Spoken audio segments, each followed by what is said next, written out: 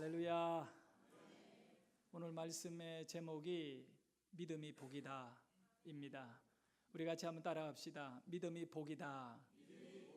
믿음이 복이다. 무엇이 복이라고요? 믿음이 복입니다.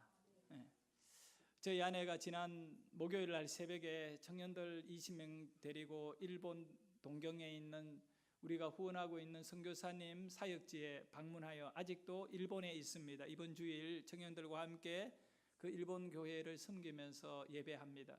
그리고 화요일 날 늦은 시간 귀국합니다. 모든 가정의 살림을 아내가 다 살았습니다. 밥 짓는 것, 그리고 청소하는 것, 빨래하는 것. 근데 아내가 사라진 이후에 제가 밥을 해야 되고 빨래를 해야 되고, 빨래도 한번 했습니다. 빨래하는 것도 중요하지만 개는 것은 더 어려웠습니다. 문제는 이 옷이 누구 옷인지 모릅니다.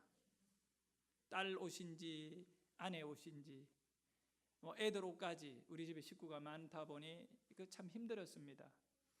그렇지만 내가 느낀 것은 있어요. 참 불편하고 아내가 없기 때문에 그러면서 이제 하루하루를 기다리면서 이번 목요일 저녁이 되면 좀 해방되겠구나. 근데 솔직히 말씀드려서 밥하기 싫으면 애들 데리고 식당에 가서 사 먹으면 됩니다.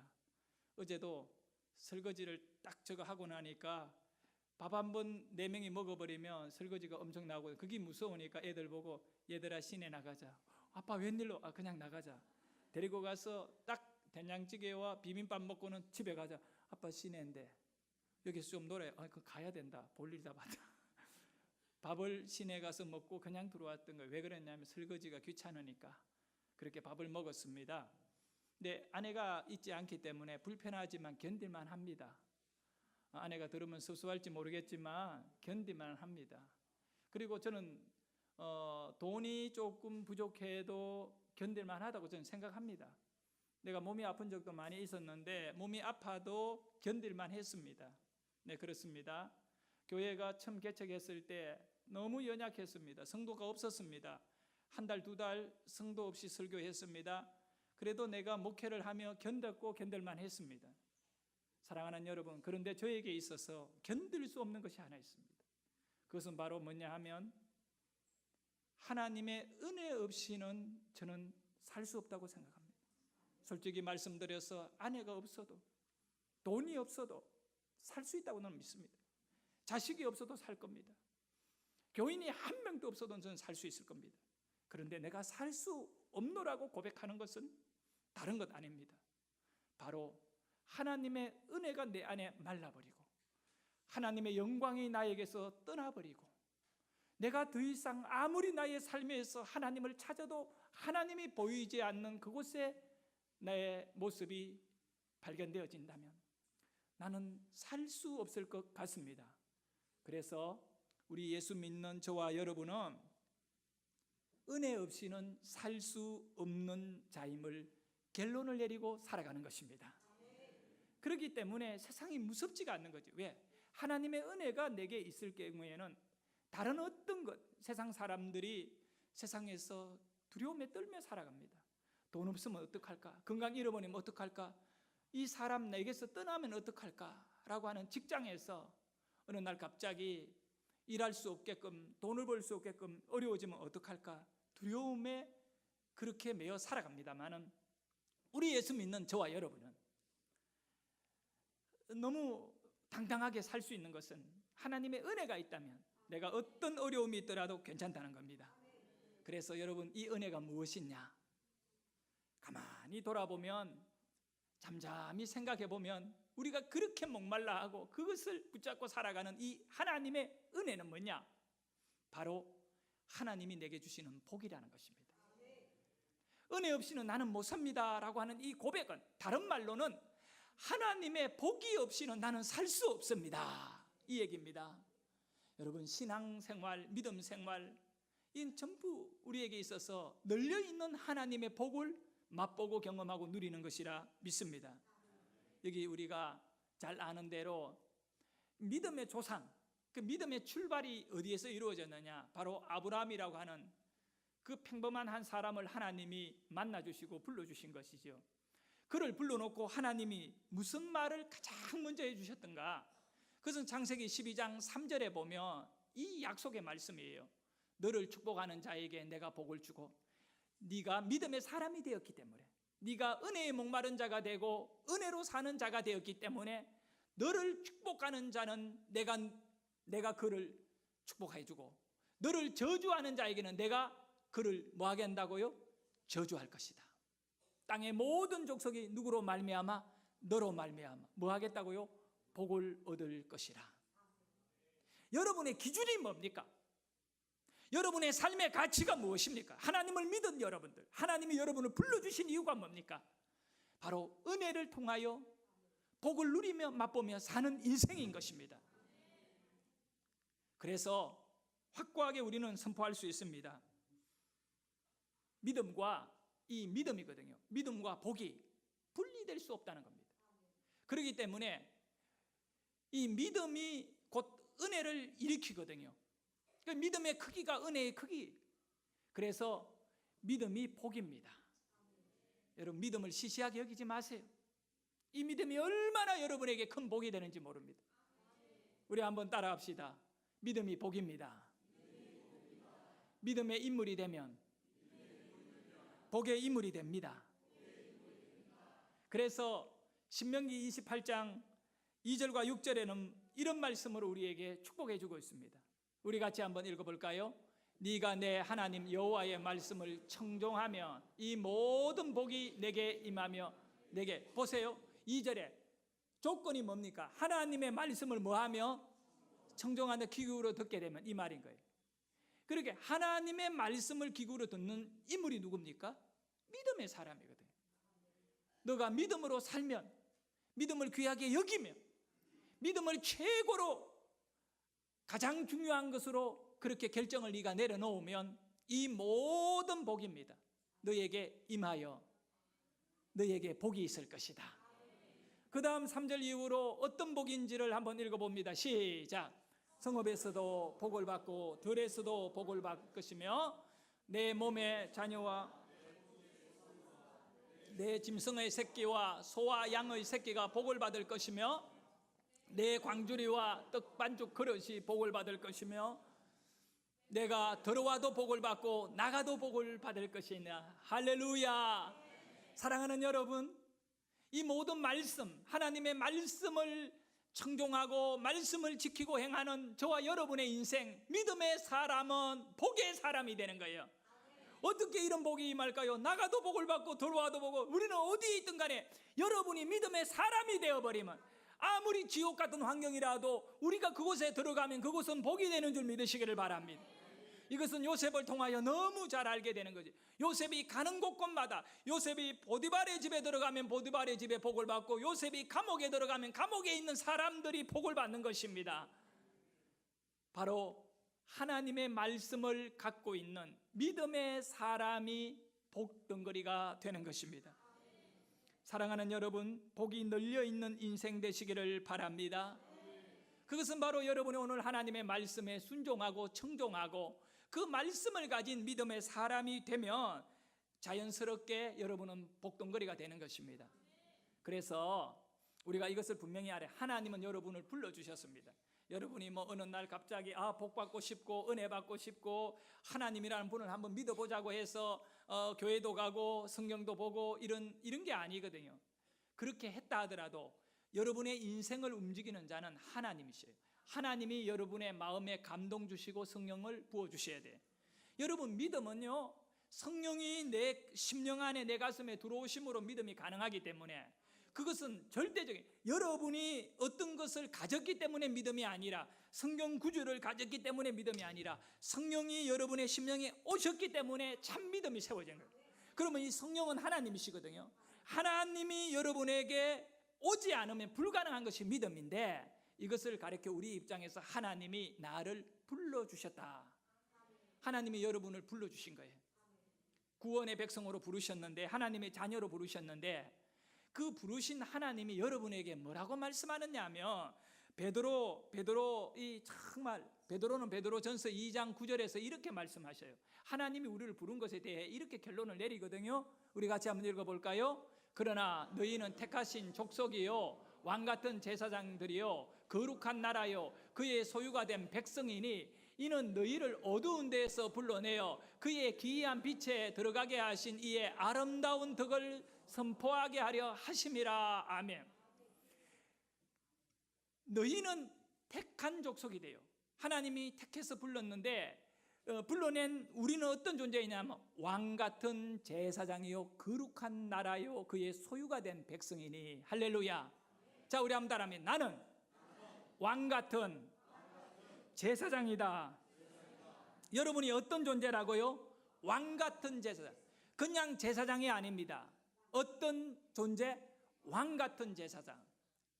근데 왜 왕같은 제사장이라 그럴까요? 여기에 왕이 중요해요? 제사장이 중요해요? 제사장이잖아요. 제사장이긴 제사장인데 어떤 제사장? 왕같은 제사장. 가장 권세 있고 영광스러운 제사장이다.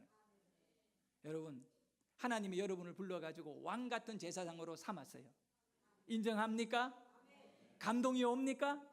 은혜가 됩니까? 그것이 은혜가 돼야 돼요. 나는 왕같은 제사장이다. 자, 이 깨달음이 온 여러분에게 더 깊은 영적인 도전이 되기를 원합니다. 왕같은 제사장들이요, 당신들이 해야 할 일이 있습니다. 어떤 일요?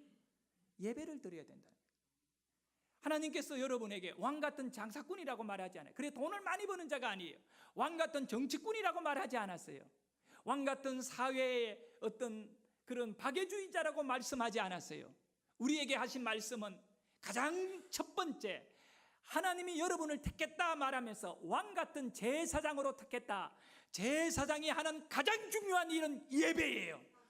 짐승을 잡아 하나님께 제사를 드리는 일이라고요. 하나님은 여러분을 가장 높은 수준의 예배를 기다리시는 하나님이십니다. 왕같은 제사장으로 예배하기를 축원합니다. 누구도 여러분의 제사를, 누구도 여러분의 예배를 허물 수 없는 왕의 권세를 가진 제사장이 되기를 축원합니다. 축하합니다. 여러분이 예배의 주역이 됨을. 우리는 하나님께 부름을 받아 무슨 존재로? 예배자로 살아야 하는 겁니다.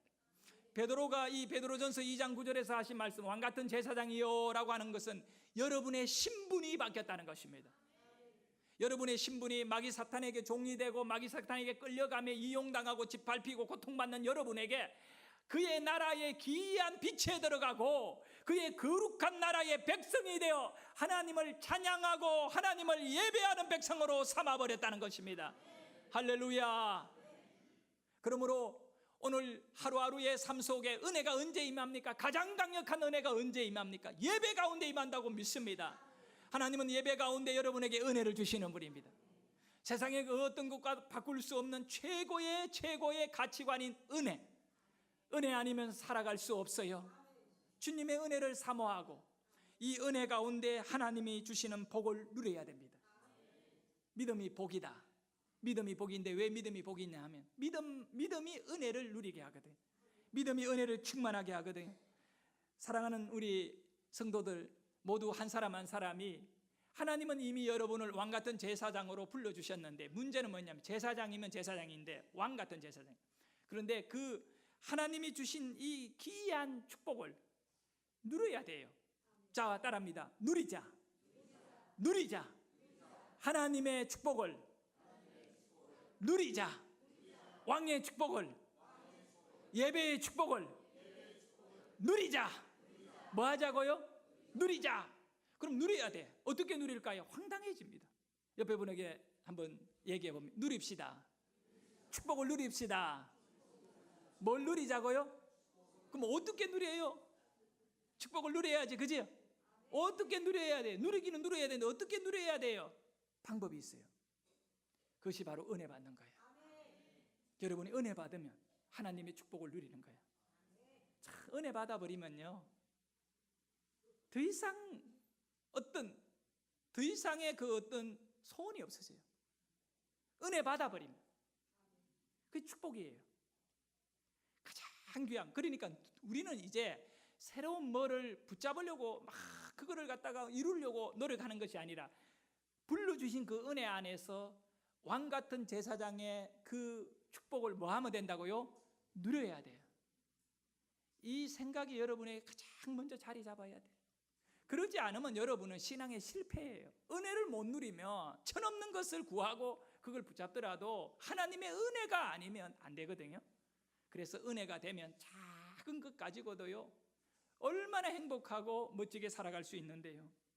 그래서 은혜가 넘치는 믿음, 그 믿음은 바로 하나님만 의지하고 바라보고 오늘도 은혜 줄 분은 하나님이시지 사람이 아니잖아요. 그래서 하나님 안에 예배하는 저와 여러분 되기를 원합니다.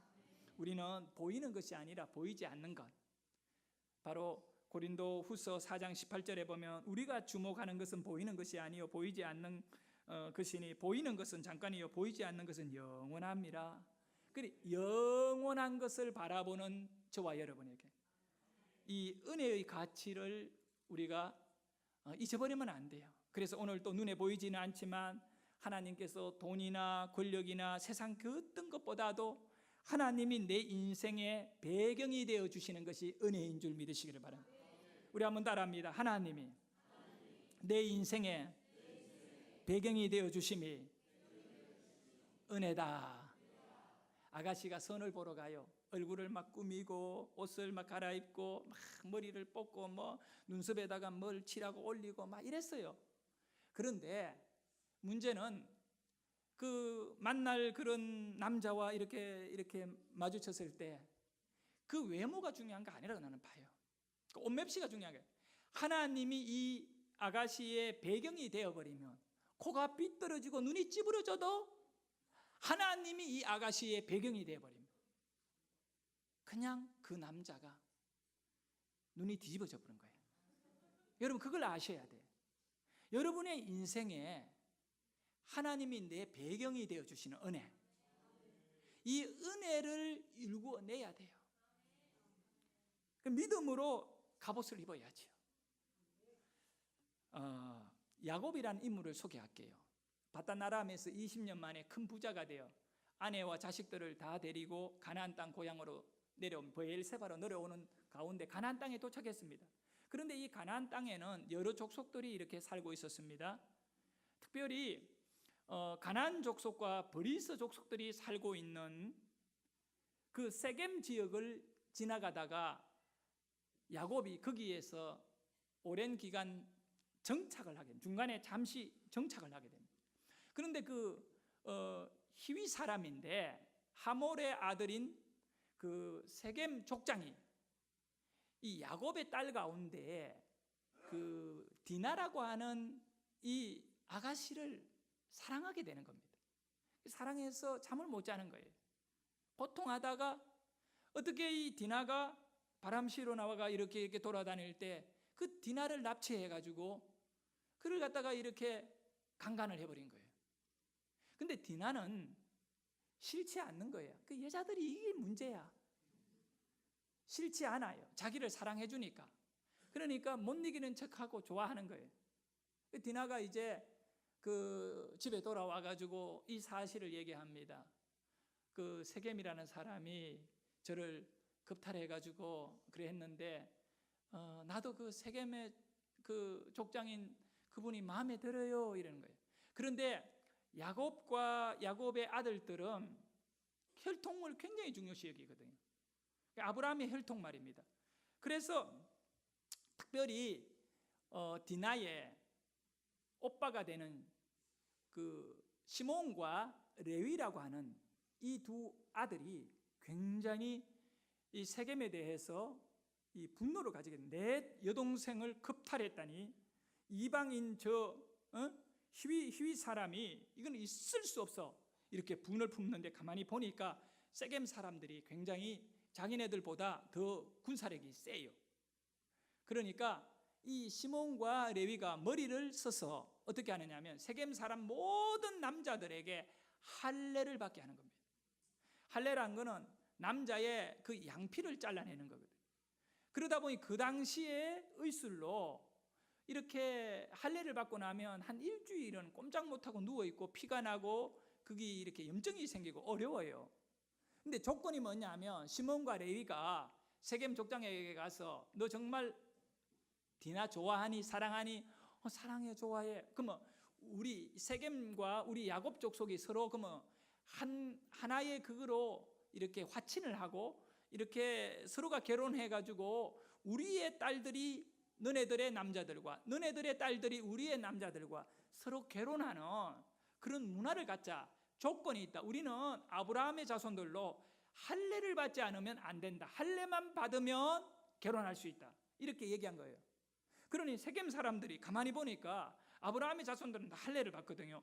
그러면 그것이 조건인다 생각하고 족장이니까 모든 남자들에게 다 할례를 시킨 거예요. 그리고 할례하고 그 다음 날 가장 힘들고 어려워가 누워서 몸에 열이 오르고 다 힘들어할 때 시몬과 레위가 칼을 차고 모든 자기를 따르는 사람들에게 칼을 차게 해서 세겜 마을을 급습해서 남자들이 몸이 아프니까 싸우지도 못할 그때에 살상을 일으키는, 살해하는 거죠. 다 죽여버렸어요. 남자들이 자기의 분노를 억제하지 못하고 그대로 폭발시켜서 세겜 한 마을 전체를 다 몰살시켜버려요. 남자들은 싹 다 죽여버린 거예요. 이 일이 일어난 뒤에 야곱이 이제 아주 어려움을 당하는데 창세기 34장 30절에 야곱이 이렇게 얘기합니다. 야곱이 시몬과 레위에게 이르되 너희가 내게 화를 끼쳐 나로 하여금 이 땅의 주민 곧 가나안 족속과 브리스 족속에게 악취를 내게 하였도다. 나는 수가 적은즉 그들이 모여 나를 치고 나를 죽이리니 그러면 나와 내 집이 멸망하리라. 망하게 되었다는 겁니다. 자, 방법은 딱 두 가지밖에 없어요. 지금 야곱이 살아남기 위해가 가나안 족속 브리스 족속이 훨씬 강한데 같은 동족인 그들이 세겜족이 완전히 죽음을 당하였다는 것에 분노하면서 가만히 있지 않을 겁니다. 그러면 이렇게 야곱이 힘이 약하다 보니 몰살당할 수 있어요. 방법은 딱 두 개인데 도망을 가야 돼요. 빨리 가나안 땅을 벗어나서 멀리 다시 외삼촌한테로 백을 하든가, 아니면 두 번째 방법은 무장해서 죽든 살든 이 가나안이나 브리스 족속들과 같이 싸워가 이겨야 된다는 겁니다. 두 가지 다 굉장히 어려운 길이에요. 어려운 길이지만 방법은 따로 없습니다. 우리가 생각할 때 딱 이 두 가지 방법밖에 없습니다. 도망을 가든가 싸우든가, 그 외에는 방법이 없어요. 항복을 하면 다 죽습니다. 싸워 이기든가 아니면 싸우기가 힘들면 도망을 가든가, 둘 중에 딱 하나입니다. 방법이 그겁니다. 우리 인생이 그렇다는 거예요. 세상과 싸우든가 아니면 세상을 포기하고 도망을 가든가, 그겁니다. 그런데 한번 생각해 보세요. 싸워서 이길 수도 없습니다. 도망가면 가나안 땅에 들어오지 못합니다. 야곱에게는 어떤 일입니까? 방법이 없는 거예요. 방법 없는 야곱의 인생이었던 겁니다. 그런데 야곱이 놀라운 결단을 내립니다. 어떤 결단을 내렸냐면, 그때 도망도 가지 아니하고 싸우지도 아니하고 한 가지 방법을 취하는데 뭐냐면, 이 브리스 족속과 가나안 족속이 살아가고 있는 히위 족속들이 있는 그 동네 한가운데로 작은 야곱의 무리가 그 가운데를 지나가 버리는 겁니다. 왜 지나갈까요? 야곱은 이렇게 고백합니다. 베델로 올라가자. 일어나서 베델로 올라가자. 자, 우리 같이 한번 성경 읽어봅니다. 우리가 일어나 베델로 올라가자. 내 환난 날에 내게 응답하시며 내가 가는 길에서 나와 함께 하신 하나님께 가서 거기서 제단을 쌓으려 하노라 하며, 무슨 얘기냐 하면 야곱은 도망도 안 가고 싸우지도 않습니다. 그러나 야곱이 취한 행동은 하나님께 가겠다는 것입니다. 왜요? 지난날에 20년 전에 내가 가장 힘들고 어려웠을 때 하나님이 나를 만나 주셨던 곳이 베델이거든요. 그 베델은 은혜의 장소입니다. 야곱이 은혜 받았던 장소입니다. 그래서 야곱이 그 은혜 받았던 그 장소로 내가 올라가야 되겠다. 지금 나에게 필요한 것은 군대가 아닙니다. 내가 살기 위해 도망가는 것이 아닙니다. 나에게 필요한 것은 하나님의 은혜를 받는 것입니다. 그래서 야곱은 은혜의 장소를 향하여 목숨을 걸고 올라갈 때 놀라운 일이 일어났습니다. 하나님이 야곱의 배경이 되어주신 것입니다. 야곱은 은혜 받으려고 갔는데 알고 보니 하나님이 야곱의 배경이 되었다는 거예요. 여러분, 은혜를 사모하고 은혜에 몰입하고 은혜의 예배를 드리며 여러분이 원하지 않는다 하더라도 하나님은 여러분의 인생의 배경이 될 것이고 세상에 누구도 여러분을 건들지 못하게 할 것입니다. 그 내용이 바로 성경에 정확하게 35장 5절에 보면 나와 있습니다. 우리 같이 읽습니다. 우리가 5절입니다. 시작. 그들이 떠났으나 하나님이 그 사명 고울돌로 크게 두려워하게 하셨으므로 야곱의 아들들을 추격하는 자가 보세요. 도망가지 않았고 싸우지 않았지만 은혜를 사모하고 은혜만이 살 길이라고 여겼던 야곱이 갔을 때 누구도 건들지 못한 이유가 있습니다. 왜 그럴까요? 하나님이 사면 고울돌로 어떻게 하고 야곱의 무리를 뭐 하게 했다고요? 크게 두려워하게. 오히려 거꾸로 돼버린 거예요. 그들이 다 두려워가 자기네들이 힘이 훨씬 세면서도 불구하고 야곱을 못 건드는 것입니다. 왜 그럴까요? 하나님이 그들의 뭐가 되었기 때문에? 배경이 되었기 때문에. 자, 여러분 여기서 한 가지 답을 얻게 됩니다. 우리가 은혜를 사모하고 은혜의 장소를 향하여 나가게 되면 하나님은 우리의 뭐가 되어주신다? 배경이 되어주시. 바로 하나님이 여러분의 인생에 간섭하여 준다는 거예요. 배경이 됐다는 것은 간섭하신다는 거예요.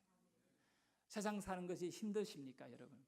여러분의 가정이 이 5월의 가정의 달을 맞아 참 힘든 일들이 있습니까? 자녀나 남편이나 아내나 풀어야 할 문제가 있습니까? 직장 문제나 모든 것. 그런데 여기에서 이 5월에는 딱 한 가지만 목적을 가져요.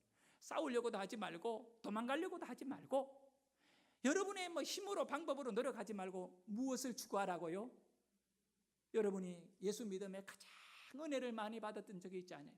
그 수준만큼 내가 올라가겠노라고. 은혜의 장소에 나오십시오. 5월 하나님의 특별한 은혜가 예약되어 있는 새벽에 임하는 하나님의 은혜. 이거는 그냥 말하는 것이 아닙니다. 여러분이 은혜를 사모하고 하나님께 나오게 되면 하나님이 여러분의 인생에 뭐가 되어주신다고요?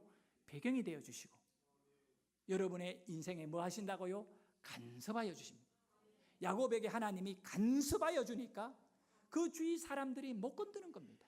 이것이 우리에게 믿음인 것입니다. 누가복음 5장에 보면 이 은혜의 놀라운 역사를 기록하고 있는데 그것은 바로 예수님께서 누가복음 5장 1절에 시작되어지는 내용에 보면 그렇습니다. 바닷가에서 예수님이 많은 사람을 말씀으로 가르친 내용이 나옵니다. 말씀을 선포한 내용이 5장 시작이에요. 그리고 난 다음에 그 말씀을 전한 이후에 예수님이 딱 한 사람을 찍어가지고 말씀합니다. 깊은 데로 가서 그물을 내려라. 그가 바로 베드로입니다. 이 베드로가 고백하잖아요. 우리를 왕같은 제사장으로 불렀다고. 바로 그 베드로예요. 깊은 데로 가서. 그런데 베드로가 예수님에게 뭐라고 말하고 있습니까? 우리가 밤새도록 고기를 잡았지만 한 마리도 잡지 못했는데 그 다음에 결정적인 고백을 합니다. 베드로는 은혜를 받았거든요. 그 바닷가에 쭈그려 앉아있다 실패자 베드로는 은혜를 받았거든요. 예수님의 설교를 듣고 은혜를 받았어요. 그래서 은혜 받은 자의 고백이 나옵니다. 뭐에 의지하여? 말씀에 의지하여 그물을 내리겠습니다. 말씀에 의지해서 그물을 내리겠다. 그러고는 배를 몰고 나갔습니다. 상황적으로 우리가 잘 아는 대로 그렇게 대낮에 그 그물을 내려 고기를 잡을 수 있는 그런 시간이 아니다는 겁니다. 그런데 말씀에 의지해서 여러분 은혜 받으면 세상의 방법과 세상의 논리, 이치를 경험을 앞세우지 않습니다. 그냥 말씀대로 가는 것입니다. 믿음이 뭡니까? 너무 단순한 거예요. 따라합니다. 믿음보다 쉬운 거 없다. 그런데 왜 여러분은 믿음을 어렵게 생활합니까? 그것은 여러분의 방법이거든요. 자꾸 내가 과거에 해봤는데 내 자존심이나 내 것을 자꾸 걸어버리는 거예요. 믿음은 여러분의 것을 주장하는 것이 아니라 하나님이 말씀한 대로 단순하게 가면 됩니다. 여러분 복잡한 사람은 큰 은혜 못 받아요. 이것저것 따지면 은혜 못 받아요. 그냥 무식해야 돼. 그런다고 바보같이 살지 말고 하나님 말씀 앞에는 베드로같이 무식해져야 돼. 말씀에 의지해 가겠습니다 하고 가야 돼요. 단순해야 은혜 받아요. 단순하시기를 바랍니다. 그래서 배를 몰고 나가서 그물을 내렸는데 어느 정도로 고기를 많이 잡았느냐 하면 7절에 보면 이렇게 말씀하고 있습니다. 같이 읽습니다. 이에 다른 배에 있는 동무들에게 손짓하여 와서 도와달라 하니 그들이 와서 두 배에 채우며 잠기게 되었더라. 요 말씀 앞쪽에는 그물이 찢어지게 되었다라고 말씀하고, 두 번째는 배가 뭐하게 되었다? 잠기게 되었다고 말씀합니다. 자, 여러분, 베드로는요 어부잖아요. 어부가 받을 최대의 복을 누려버린 거예요. 어부는 평생에 한 번 자기 배 안에 가득 물고기 잡으면 그것이 대박이고 그게 축복이죠. 그런데 예수님의 말씀에 은혜를 받고 행동했더니 자기 배에 다 실어도 그물 안에 들어온 물고기가 너무 많아 채우지를 못하니 손짓을 해서 다른 배를 뭐 하고요? 오라고 해서 그 배에도 가득 채워주는 거지요. 나누지요. 그러고도 배가 어느 정도로요? 잠길 정도로 많이 찼다는 겁니다. 우리 생수의 강교회 그리고 새안양교회 모든 성도님들이 복을 받으려면 이 정도는 받아야 돼요. 따라합니다. 나누어 주고도 남는 복을 받자. 하나님은 우리에게 이렇게 복을 주기를 원해. 나누기 싫어도 안 나누면 안 되는 상황이에요. 너무 많이 받았으니까. 저와 여러분이 받아야 될 복이 그 복이라 믿습니다.